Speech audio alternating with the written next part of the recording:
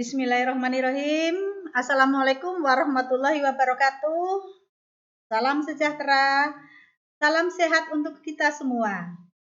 Teman-teman yang hebat dan luar biasa, marilah kita belajar bersama, sharing bersama dengan materi kita, yaitu etos kerja dan etika pendidik anak usia dini. Dan inilah profil saya. Ya, silahkan teman-teman. Oke. Dan sebelum materi ini kita mulai, tentunya kita ice breaking dulu yuk dengan sebuah tepuk, yaitu tepuk saintifik, agar kita selalu fokus, semangat. Saya awali ya teman-teman, nanti teman-teman semua untuk bisa mengikuti.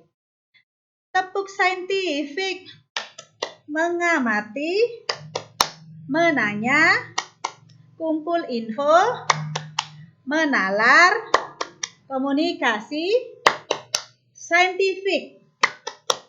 Yes, itulah tepuk saintifik teman-teman. Semoga kita selalu fokus.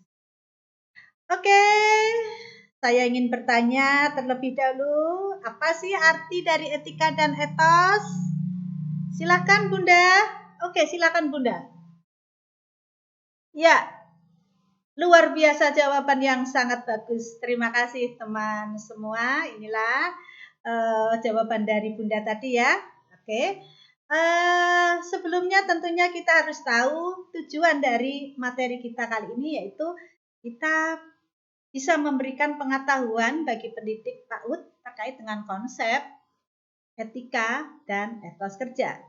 Kemudian kita bisa mengaplikasikan dalam proses pengajaran yang dilakukan untuk membantu peserta didik dan berkembang secara optimal.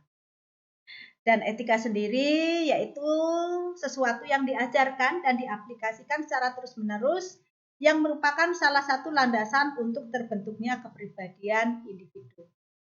Adapun kepribadian sifatnya individual karena tidak ada orang yang memiliki kesamaan dalam upaya menyesuaikan diri dengan lingkungannya. Dan kepribadian itu sendiri adalah organisasi yang dinamis di dalam individu yang terdiri dari sistem-sistem psikofisik yang menentukan tingkah laku dan pikirannya secara karakteristik dalam menyesuaikan diri terhadap lingkungannya. Teman-teman yang hebat dan teman-teman yang luar biasa, kepribadian, etos, dan etos kerja ini saling keterkaitan.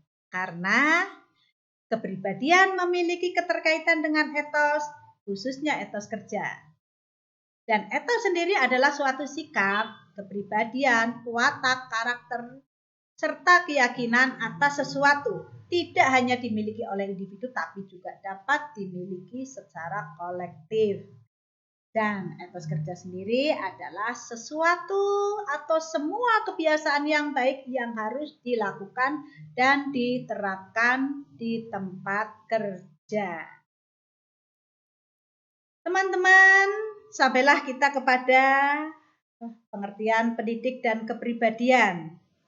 Dan tentunya pendidik yang baik adalah pendidik yang memiliki kepribadian.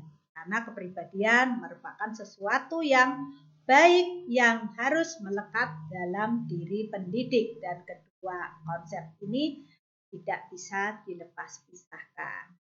Karena guru yang berkualitas pasti akan terbentuk jika memiliki kepribadian yang beretos kerja yang tinggi. Dan kepribadian etos kerja ini memiliki fungsi yang positif, di antaranya sebagai pendorong timbulnya perbuatan dan penggairah dalam segala aktivitas, serta penggerak yang membutuhkan cepat atau lambatnya suatu perbuatan. Dan teman-teman, inilah 8 etos kerja yang positif bagi pendidik PAUD yang tentunya harus tertanam pada diri pendidik.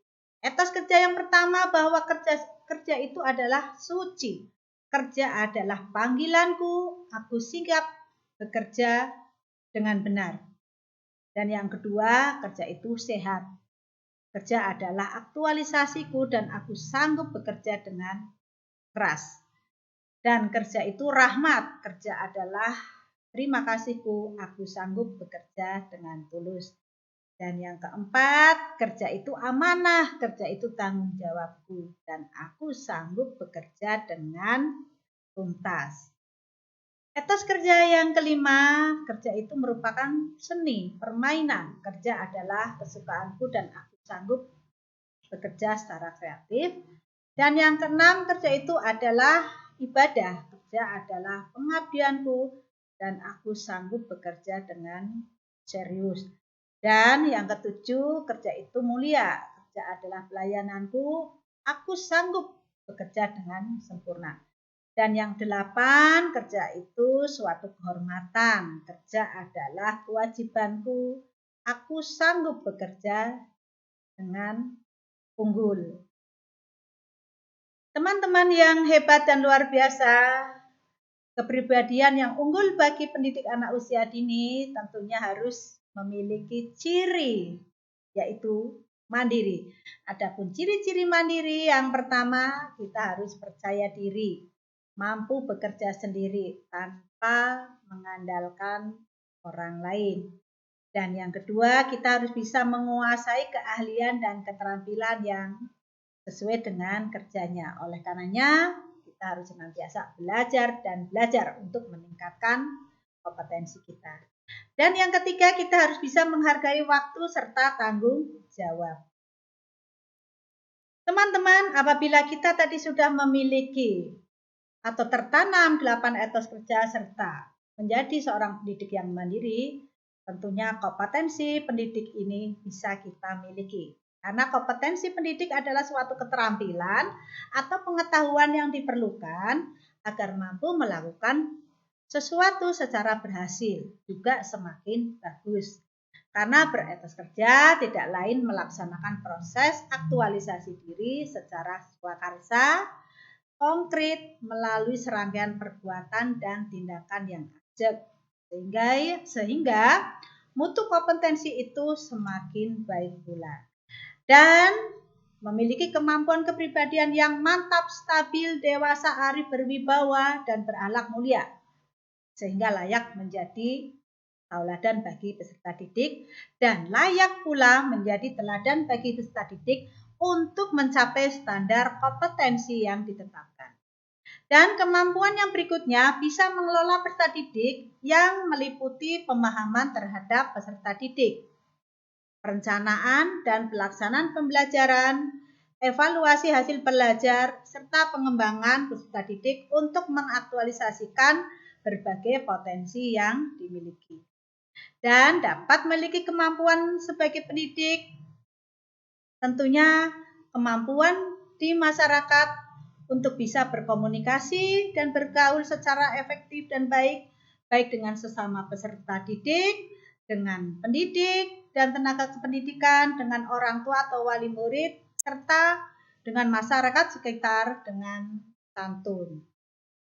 Dan tibalah teman-teman, inilah akhir dari materi kita pada sebuah kesimpulan bahwa pendidik adalah seseorang yang bertanggung jawab yang dapat memberikan bimbingan kepada peserta didik dalam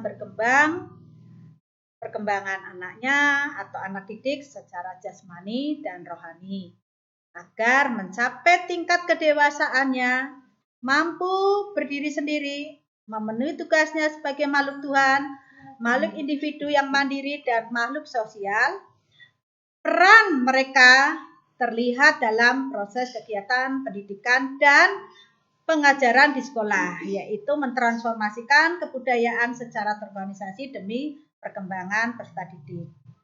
Oke teman-teman, itulah materi singkat kita. Tentunya saya akan memberikan sebuah tugas, silahkan Anda jawab lewat email saya, nanti alamat bisa saya share di WhatsApp group. Yaitu bagaimana etika dan etos kerja pendidik anak usia dini menghadapi peserta didik yang mengalami kesulitan atau tidak mau mengikuti aturan main dengan teman sebayanya.